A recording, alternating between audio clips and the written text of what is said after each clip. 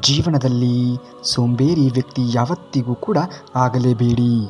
ಯಾವಾಗಲೂ ಕೂಡ ಚಟುವಟಿಕೆಯುತವಾಗಿ ಜೀವನವನ್ನು ನಡೆಸುವುದನ್ನು ಕಲಿಯಬೇಕು. ಯಾರಿಗೆ ಜೀವನದಲ್ಲಿ ಆರಾಮದಾಯಕವಾಗಿ ಇರುವುದಕ್ಕೆ ಇಷ್ಟ ಇರುತ್ತದೆಯೋ ಅವನಿಗೆ ಶ್ರಮ ಪಡುವುದು ಕಷ್ಟ ಇರುವುದಿಲ್ಲ.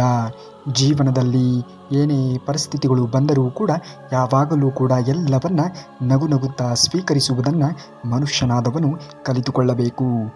ಅಂದಾಗ ಮಾತ್ರ ಜೀವನದಲ್ಲಿ ಮುಂದೆ ಬರುವುದಕ್ಕೆ ಸಾಧ್ಯವಾಗುವುದು. ಇಲ್ಲದಿದ್ದರೆ ಅವನು ಹೇಗೆ ಸಫಲನಾಗುತ್ತಾನೆ?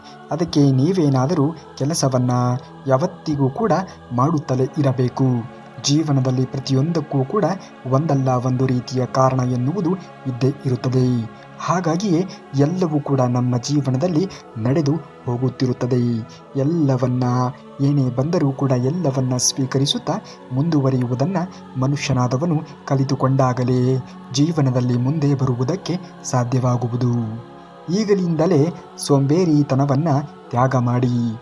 ನಿಮ್ಮ ಕೆಲಸವನ್ನು ಯಾವತ್ತಿಗೂ ಕೂಡ ನಾಳೆ ಮಾಡಿದ್ದರಾಯಿತು, ನಾಡಿದ್ದು ಮಾಡಿದ್ದರಾಯಿತು ಎಂದು ಮುಂದೆ ಹಾಕುವುದಕ್ಕೆ ಹೋಗಲೇಬೇಡಿ. ನಾಳೆ ಎಂದವನ ಮನೆ ಹಾಡು ಎನ್ನುವ ಮಾತಿಗೆ ಅನುಗುಣವಾಗಿ ಯಾವತ್ತಿಗೂ ಕೂಡ ನಾಳೆ ಮಾಡಿದ್ದರಾಯಿತು ಎಂದು ಹೇಳಲೇಬೇಡಿ. ಇಂದಿನ ಕೆಲಸವನ್ನು ಇವತ್ತೇ ಮಾಡಿ ಮುಗಿಸುವುದನ್ನು ನೋಡಬೇಕು. ಆ ವ್ಯಕ್ತಿ ಸಮಯದ ಮಹತ್ವಪೂರ್ಣವನ್ನು ತಿಳಿಯದೆಯೇ ಅದನ್ನು ವ್ಯರ್ಥವಾಗಿ ಹಾಳು ಮಾಡುತ್ತಾನೆ. ಜೀವನದಲ್ಲಿ ಸಮಯವನ್ನು ಸರಿಯಾದ ರೀತಿಯಲ್ಲಿ ಯಾರು ಉಪಯೋಗ ಬಳಸಿಕೊಳ್ಳುತ್ತಾರೆಯೋ ಅವರು ಮಾತ್ರ ಜೀವನದಲ್ಲಿ ಮುಂದೆ ಬರುವುದಕ್ಕೆ ಸಾಧ್ಯವಾಗುವುದು. ಕೊನೆಯಲ್ಲಿ ಅವನ ಹತ್ತಿರ ಏನೂ ಕೂಡ ಮಾಡುವುದಕ್ಕೆ ಸಮಯವೇ ಉಳಿಯುವುದಿಲ್ಲ. ಹಾಗಾಗಿ ಪ್ರತಿಯೊಂದು ಸಮಯವನ್ನು ಕೂಡ ಸರಿಯಾದ ರೀತಿಯಲ್ಲಿ ನಿರ್ವಹಿಸುವುದನ್ನು ಕಲಿತುಕೊಳ್ಳಬೇಕು. ಯಾವುದೇ ವ್ಯಕ್ತಿ ತನ್ನ ಜೀವನದಲ್ಲಿ ಸಫಲನಾಗದೆ ಇರುವುದಕ್ಕೆ ಎಲ್ಲಕ್ಕಿಂತ ಮುಖ್ಯವಾಗಿರುವಂತಹ ಕಾರಣವಾದದ್ದು ಯಾವುದೇ ವ್ಯಕ್ತಿ ತನ್ನ ಭರವಸೆಯನ್ನು ಇಲ್ಲದೆ ಇರುವವನು ಜೀವನದಲ್ಲಿ ಎಂದಿಗೂ ಕೂಡ ಅವನು ಗೆಲ್ಲುವುದಕ್ಕೆ ಸಾಧ್ಯವೇ ಆಗುವುದಿಲ್ಲ. ಭರವಸೆಯನ್ನು ಮೊದಲು ನಿಮ್ಮ ಮೇಲೆ ನಿಮಗೆ ಇರಬೇಕು. ಯಾರಿಗೆ ತನ್ನ ಮೇಲೆ ಭರವಸೆ ಎನ್ನುವುದು ಇರುತ್ತದೆಯೋ, ಯಾವ ವ್ಯಕ್ತಿಗೆ ತನ್ನ ಮೇಲೆ ನಂಬಿಕೆ ಎನ್ನುವುದು ಇರುತ್ತದೆಯೋ ಅವನು ಜೀವನದಲ್ಲಿ ಖಂಡಿತವಾಗಿಯೂ ಕೂಡ ಮುಂದೆ ಬಂದೇ ಬರುತ್ತಾನೆ. ಅವನು ಜೀವನದಲ್ಲಿ ಸಫಲತೆಯನ್ನು ಪಡೆಯುವುದಕ್ಕೆ ಅಥವಾ ಸಫಲತೆಯನ್ನು ಕಾಣುವುದಕ್ಕೆ ಸಾಧ್ಯವೇ ಇಲ್ಲ. ಗೆದ್ದಾಗ ಅಹಂಕಾರವನ್ನು ಪಟ್ಟವನನ್ನು, ಸೋತಾಗ ಕುಸಿದು ಹೋದವನು ಬೆಳೆಯುವುದಕ್ಕೆ ಸಾಧ್ಯವೇ ಇಲ್ಲ. ಗೆಲುವಿನ ಸಂಭ್ರಮ ನೆತ್ತಿಗೆ ಏರಿದೇ ಇರಲಿ, ಸೋಲಿನ ನೋವು ಮನಸ್ಸಿಗೆ ತಾಕದೇ ಇರಲಿ. ಎಲ್ಲ ಪರಿಸ್ಥಿತಿಗಳನ್ನು ಸಮಾನವೊಂದು ಮನಸ್ಥಿತಿಯಿಂದ ಸ್ವೀಕರಿಸುವಂತಹ ಮನೋಧೋರಣೆಯನ್ನು ನೀವು ಜೀವನದಲ್ಲಿ ಬೆಳೆಸಿಕೊಳ್ಳಬೇಕು. ಈ ಜಗತ್ತಿನಲ್ಲಿ ಬಯಕೆ ಜಾಗವಿಲ್ಲ. ಕೇವಲ ಶಕ್ತಿಯನ್ನು ಗೌರವಿಸುತ್ತದೆ. ಜೀವನದಲ್ಲಿ ಜ್ಞಾನವನ್ನು ಸಂಪಾದಿಸಿಕೊಳ್ಳಿ. ಜೀವನ ಎನ್ನುವುದು ತುಂಬ ಅತ್ಯಮೂಲ್ಯವಾದದ್ದು. ಜೀವನವನ್ನು ಸರಿಯಾದ ರೀತಿಯಲ್ಲಿ ಯಾರು ಜೀವಿಸುವುದನ್ನು ಕಲಿತುಕೊಳ್ಳುತ್ತಾರೆಯೋ ಅವರು ಮಾತ್ರ ಜೀವನದಲ್ಲಿ ಮುಂದೆ ಬರುವುದಕ್ಕೆ ಸಾಧ್ಯವಾದೀತು. ಸಮಸ್ಯೆಗಳಿಗೆ ನಿಮ್ಮನ್ನು ಸೋಲಿಸುವಂತಹ ಅವಕಾಶವನ್ನು ಯಾವುದೇ ಕಾರಣಕ್ಕೂ ಕೂಡ ಕೊಡುವುದಕ್ಕೆ ಹೋಗಬೇಡಿ. ಜೀವನದಲ್ಲಿ ಎಲ್ಲ ಸಮಸ್ಯೆಗಳನ್ನು ನಗುನಗುತ್ತಾ ಸ್ವೀಕರಿಸಿ. ಅದನ್ನು ನೀವು ಎದುರಿಸುತ್ತೀರಾ. ಏಕೆಂದರೆ ಪ್ರತಿಯೊಂದು ಸಮಸ್ಯೆಗಳಿಗೆ ಪರಿಹಾರ ಎನ್ನುವುದು ಇದ್ದೇ ಇರುತ್ತದೆ. ಮನುಷ್ಯನಿಗೆ ಕೆಟ್ಟ ಸುಖ, ದುಃಖ, ನೋವು, ನಲಿವು, ಸಂಕಷ್ಟ, ಸಂತೋಷ ಎಲ್ಲವೂ ಕೂಡ ಇರಬೇಕು. ಆಗ ಮಾತ್ರ ಮನುಷ್ಯ ಪರಿಪೂರ್ಣವಾಗಿರುವಂತಹ ವ್ಯಕ್ತಿ ಆಗುವುದಕ್ಕೆ ಸಾಧ್ಯವಾಗುವುದು. ಜೀವನದಲ್ಲಿ ಎಲ್ಲವನ್ನ ಪಡೆದುಕೊಂಡೆ ಅಥವಾ ಕಳೆದುಕೊಂಡೆ ಎಂದು ಕುಗ್ಗಬೇಡ. ಜೀವನದಲ್ಲಿ ಏನೇ ಬಂದರೂ ಕೂಡ ನಗುತ್ತಾ ಸ್ವೀಕರಿಸುತ್ತಾ ಮುಂದುವರಿ. ನನಗೆ ಏನೂ ಇಲ್ಲ ಎಂದು ಕೊರಗಬೇಡ. ಏಕೆಂದರೆ ಕೊಟ್ಟವನಿಗೆ ಕಸಿದುಕೊಳ್ಳುವುದು ದೊಡ್ಡ ಮಾತೇ ಅಲ್ಲ. ಯಾರಿಗೆ ಏನನ್ನ ಯಾವಾಗ ಕರುಣಿಸಬೇಕೋ ಎಲ್ಲವನ್ನ ಅರಿತಿರುವವನು ಮೇಲೆ ಇರುವಂತಹ ಶ್ರೀಕೃಷ್ಣ ಪರಮಾತ್ಮನು. ನಮಗೆ ಆ ಭಗವಂತ ಕೊಟ್ಟಿದ್ದು ಒಂದೇ ಜೀವನದಲ್ಲಿ. ನೀನು ಪ್ರತಿದಿನ ಸಂತೋಷವಾಗಿ ಇರಲು ಪ್ರಯತ್ನಿಸು. ಜೀವನ ಎನ್ನುವುದು ಉಲ್ಲಾಸಭರಿತವಾಗಿ ಇರುತ್ತದೆ. ನೀನು ಅಂದುಕೊಂಡಂತಹ ಜೀವನ ಶೈಲಿ ಎನ್ನುವುದು ನಿನಗೆ ಸಿಗಬೇಕು ಅನ್ನುವುದೇ ಆದರೆ ಮೊದಲು ನೀನು ಎಲ್ಲವನ್ನ ಸ್ವೀಕರಿಸುವುದನ್ನು ಕಲಿತುಕೊಳ್ಳಬೇಕು. ಜೀವನ ಎನ್ನುವುದೇ ಹಾಗೆ. ಇದನ್ನು ಯಾರು ಹೇಗೆ ಸರಿಯಾದ ರೀತಿಯಲ್ಲಿ ಬಳಸಿಕೊಳ್ಳುತ್ತಾರೆಯೋ ಅವರು ಮಾತ್ರ ಜೀವನದಲ್ಲಿ ಮುಂದೆ ಬರುವುದಕ್ಕೆ ಸಾಧ್ಯವಾಗುವುದು, ದೊಡ್ಡ ದೊಡ್ಡ ಕನಸುಗಳನ್ನು ಈಡೇರಿಸಿಕೊಳ್ಳುವುದಕ್ಕೆ ಸಾಧ್ಯವಾಗುವುದು. ಈ ಜೀವನವೇ ಒಂದು ವಿಚಿತ್ರ. ಮಾತನಾಡಿದರೆ ಮಾತಿನಲ್ಲಿ ಇರುವಂತಹ ತಪ್ಪುಗಳನ್ನು ಜನರು ಹುಡುಕುತ್ತಾರೆ. ನಾವು ಮೌನವಾಗಿ ಇದ್ದರೆ ನಮ್ಮನ್ನೇ ತಪ್ಪಿತಸ್ಥನನ್ನಾಗಿ ಮಾಡಿಬಿಡುತ್ತಾರೆ. ಈಗಿನ ಸಮಾಜದಲ್ಲಿ, ಈಗಿನ ಜೀವನದಲ್ಲಿ ಎಲ್ಲಿ ಹೇಗೆ ಮಾತನಾಡಬೇಕು ಎಂದು ಕಲಿಯಬೇಕಾಗಿರುವುದು ತುಂಬಾ ಮಹತ್ವವಾದದ್ದು. ಏಕೆಂದರೆ ಒಂದು ಮಾತು ಎನ್ನುವುದು ಒಂದು ಮನೆಯನ್ನು ಬೆಳಗಿಸಬಹುದು, ಒಂದು ಸಂಬಂಧವನ್ನು ರೂಢಿಸಬಹುದು, ಒಂದು ಸಂಬಂಧವನ್ನು ಹಾಳು ಕೂಡ ಮಾಡಬಹುದು, ಒಂದು ಮನೆಯನ್ನೇ ಹಾಳು ಮಾಡಬಹುದು. ಹಾಗಾಗಿ ಮಾತು ಬಲ್ಲವನಿಗೆ ಜಗಳವಿಲ್ಲ ಎನ್ನುವ ಮಾತಿಗೆ ಅನುಗುಣವಾಗಿ ಮಾತು ಎನ್ನುವುದು ದೊಡ್ಡ ಆಯುಧ ಇದ್ದಂತೆ. ಆ ಮಾತನ್ನು ಯಾರು ಯಾವಾಗ ಹೇಗೆ ಬಳಸಬೇಕು ಎನ್ನುವುದನ್ನು ಕಲಿತಿರುತ್ತಾರೆಯೋ ಅವರು ಮಾತ್ರ ಜೀವನದಲ್ಲಿ ಮುಂದೆ ಬರುವುದಕ್ಕೆ ಸಾಧ್ಯವಾಗುವುದು. ಕಷ್ಟಗಳು ಬಂದಿದೆ ಎಂದು ಎಂದಿಗೂ ಕೂಡ ಹೆದರುವುದಕ್ಕೆ ಹೋಗಲೇಬೇಡ.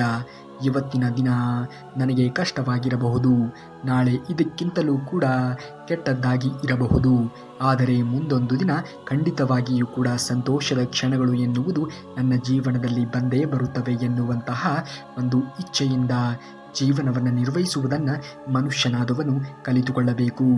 ಏಕೆಂದರೆ ಕೊಡುವಂತಹ ದೇವರು ಮೊದಲು ಸಮಸ್ಯೆಗಳನ್ನು ಸೃಷ್ಟಿ ಮಾಡಿ ಆ ಸಮಸ್ಯೆಗಳನ್ನು ನೀನು ಹೇಗೆ ಎದುರಿಸುತ್ತೀಯ ಎನ್ನುವುದರ ಮೇಲೆ ನಿನಗೆ ಜಯವನ್ನು ಕರುಣಿಸಬೇಕೋ ಅಥವಾ ಕರುಣಿಸಬಾರದು ಎನ್ನುವುದನ್ನು ನಿರ್ಧರಿಸುತ್ತಾನೆ.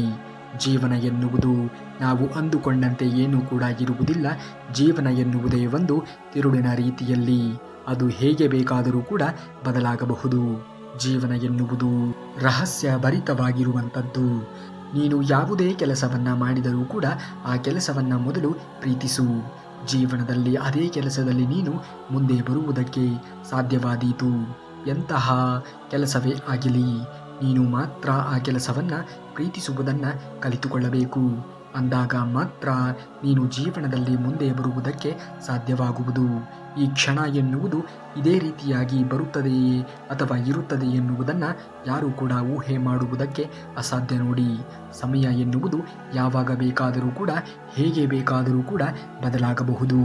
ಅಹಂಕಾರ ಯಾರಿಗೆ ಇರುವುದಿಲ್ಲವೋ ಹೇಳಿ. ಒಡೆಯುವ ಮುನ್ನ ಅದರೊಳಗೆ ಇರುವಂತಹ ಹಣ ನಂದು ಅಂತ ಒಡೆದ ಮೇಲೆ ಆ ಹಣ ಯಾರದ್ದೋ ಪಾಲಾಗುತ್ತದೆ ಅಂತ ಆ ಹುಣ್ಣಿಗೆ ಗೊತ್ತಿರುವುದಿಲ್ಲವೇ? ಮನುಷ್ಯ ಹಾಳಾಗುವುದೇ ಎರಡು ಮಾತುಗಳಿಂದ. ಮೊದಲನೆಯದು ಬೇರೆಯವರ ಮಾತುಗಳನ್ನು ಕೇಳುವುದು, ಎರಡನೆಯದು ತನ್ನಷ್ಟಕ್ಕೆ ಸುಮ್ಮನೆ ಇರದೆ ಊರು ಜನರ ಚಿಂತೆ ಮಾಡಿ ತಾನು ಸೋಗುವುದು. ಈ ಎರಡು ಕಾರಣಗಳಿಂದ ಮನುಷ್ಯನು ತನ್ನಷ್ಟಕ್ಕೆ ತಾನೇ ಹಾಳಾಗುತ್ತಿದ್ದಾನೆ. ಯಾವುದೇ ಕಾರಣಕ್ಕೂ ಕೂಡ ಅನವಶ್ಯಕವಾಗಿ ಚಿಂತನೆಗಳಿಗೆ ಒಳಗಾಗಬಾರದು. ಆಗುವುದೆಲ್ಲ ಒಳ್ಳೆಯದೇ ಆಗುತ್ತದೆ. ಜೀವನದಲ್ಲಿ ಏನೇ ಸಂಭವಿಸಿದರೂ ಕೂಡ, ಏನೇ ಬಂದರೂ ಕೂಡ ಎಲ್ಲವನ್ನ ನಗು ನಗುತ್ತಾ ಸ್ವೀಕರಿಸುತ್ತಾ ಮುಂದುವರಿಯುವುದನ್ನು ಮನುಷ್ಯನಾದವನು ಕಲಿತುಕೊಳ್ಳಬೇಕು.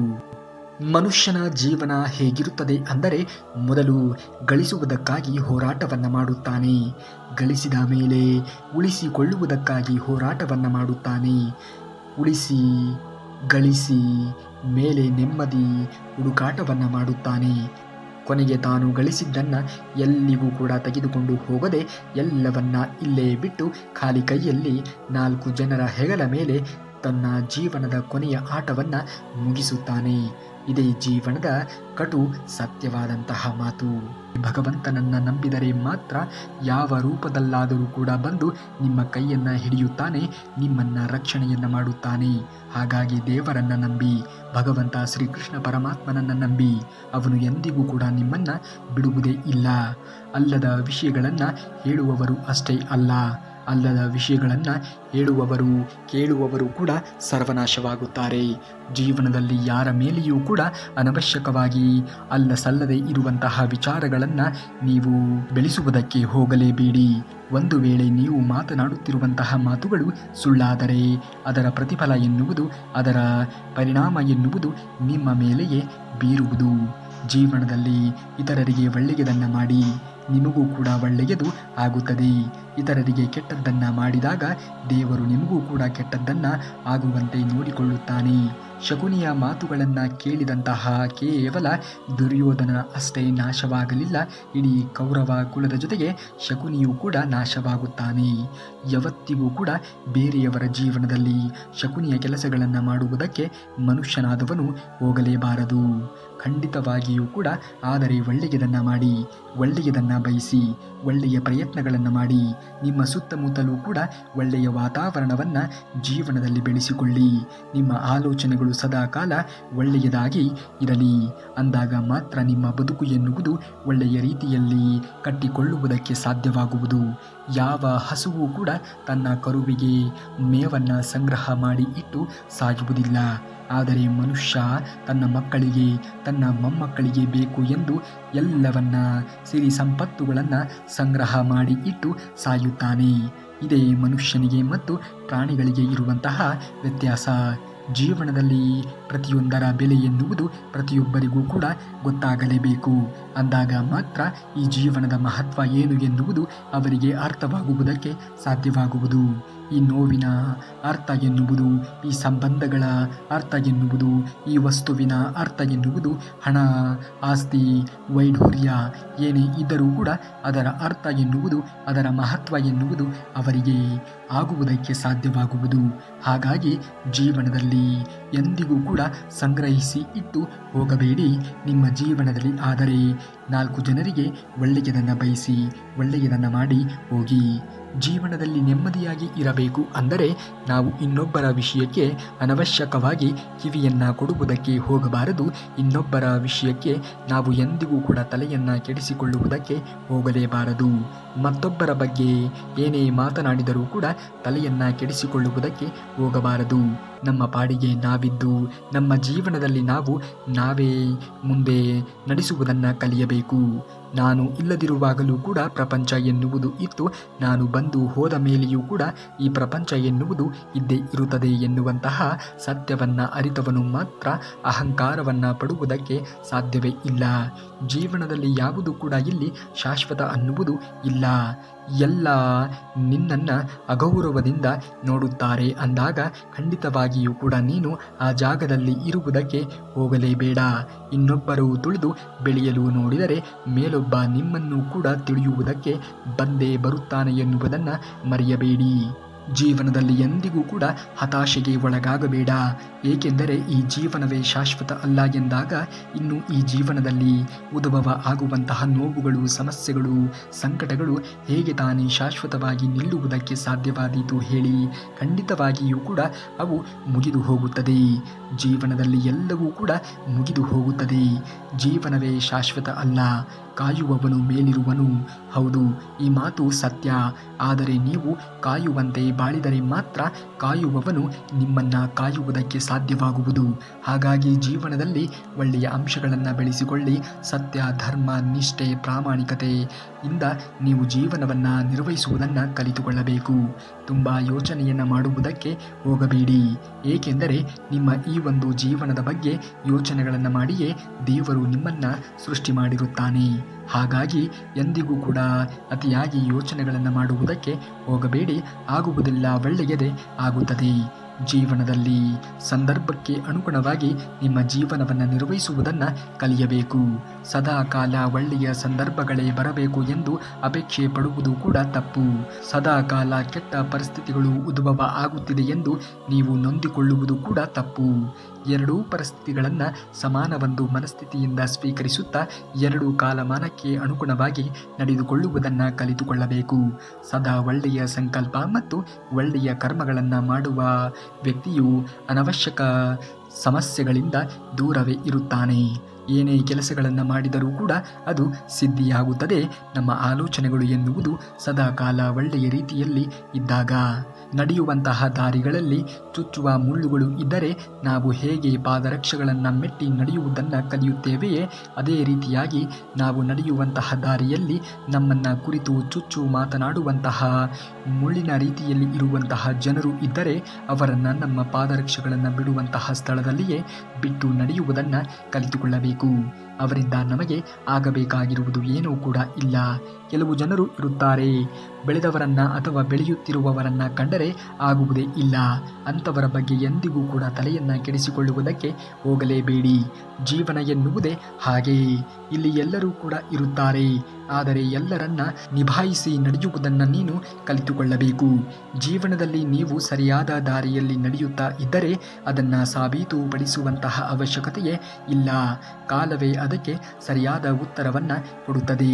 ಜೀವನದಲ್ಲಿ ಯಾರ ಟೀಕೆ ಟಿಪ್ಪಣಿಗಳಿಗೂ ಕೂಡ ತಲೆಯನ್ನ ಕೆಡಿಸಿಕೊಳ್ಳುವುದಕ್ಕೆ ಹೋಗಲೇಬೇಡಿ.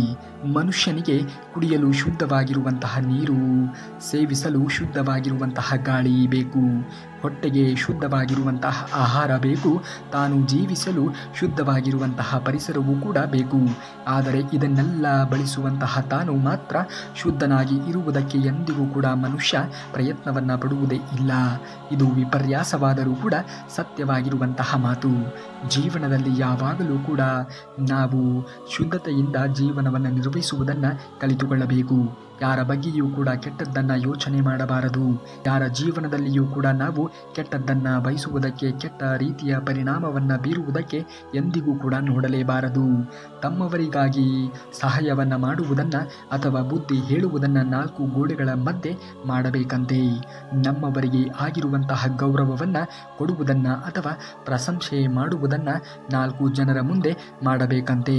ಇದರಿಂದ ನಮ್ಮ ಗೌರವದ ಜೊತೆಗೆ ನಮ್ಮವರ ಗೌರವವನ್ನು ಕೂಡ ನಾವು ಹೆಚ್ಚು ಮಾಡಿದಂತೆ, ಅವರ ಗೌರವವನ್ನು ಕೂಡ ನಾವು ಕಾಪಾಡಿದಂತೆ ಆಗುವುದು.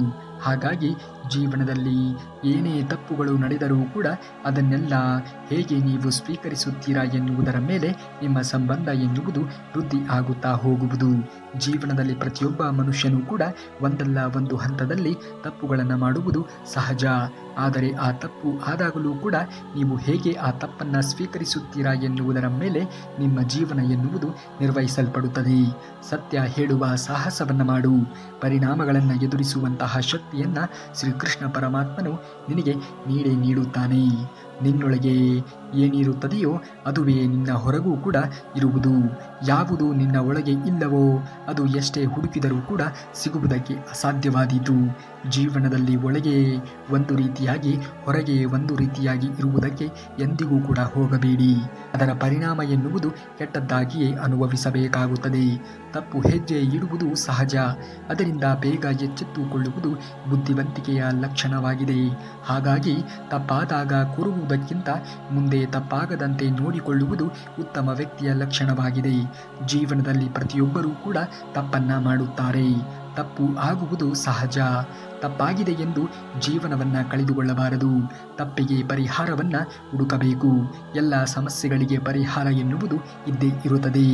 ಭಗವಂತ ಹೇಳುತ್ತಾನೆ, ಮನುಷ್ಯನು ನೀನು ಹೇಗೆ ಇಷ್ಟಪಡುವೆಯೋ ಹಾಗೆ ಮಾಡುತ್ತೀಯಾ, ಆದರೆ ಅದು ನಾನು ಹೇಗೆ ಇಷ್ಟಪಡುವೆನೋ ಹಾಗೆ ಆಗುತ್ತದೆ.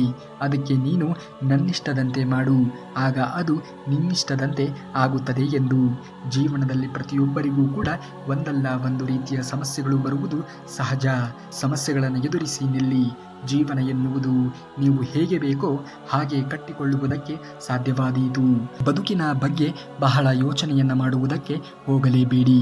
ನೀವು ಸರಿಯಾದ ನಿರ್ಧಾರವನ್ನು ತೆಗೆದುಕೊಂಡಿದ್ದೀರಿ ಎಂದು ಭಾವಿಸಿ ಮುನ್ನಡೆಯುವುದನ್ನು ಕಲಿತುಕೊಳ್ಳಬೇಕು. ಆಗ ಯಾರಿಗೂ ಕೂಡ ಹೆದರುವಂತಹ ಅವಶ್ಯಕತೆಯೇ ಇಲ್ಲ. ನಿಮ್ಮ ನಡೆ, ನಿಮ್ಮ ಪ್ರಯತ್ನ, ನಿಮ್ಮ ನಗು ಎನ್ನುವುದು, ನಿಮ್ಮ ದಾರಿ ಎನ್ನುವುದು ಯಾವಾಗಲೂ ಕೂಡ ಒಳ್ಳೆಯ ರೀತಿಯಲ್ಲಿಯೇ ಇರಬೇಕು. ಅಂದಾಗ ಮಾತ್ರ ಬದುಕಿನಲ್ಲಿ ಎಲ್ಲವನ್ನೂ ಕೂಡ ಪಡೆದುಕೊಳ್ಳುವುದಕ್ಕೆ ಸಾಧ್ಯವಾಗುವುದು. ನೀವೇನಾದರೂ ಶ್ರೀಕೃಷ್ಣ ಪರಮಾತ್ಮನ ಭಕ್ತರೇ ಆಗಿದ್ದರೆ ತಪ್ಪದೆ ಈ ವಿಡಿಯೋಗೆ ಒಂದೇ ಒಂದು ಲೈಕನ್ನು ಮಾಡಿ ಎಂದು ಕೇಳಿಕೊಳ್ಳುತ್ತಾ, ನಾಳೆಯ ಶ್ರೀಕೃಷ್ಣ ಪರಮಾತ್ಮನ ಮತ್ತಷ್ಟು ವಚನಾಮೃತದೊಂದಿಗೆ ನಿಮ್ಮನ್ನು ಭೇಟಿ ಆಗುವವರೆಗೂ ಕೂಡ ಧನ್ಯವಾದ. ಕರುನಾಡಿಗೆ.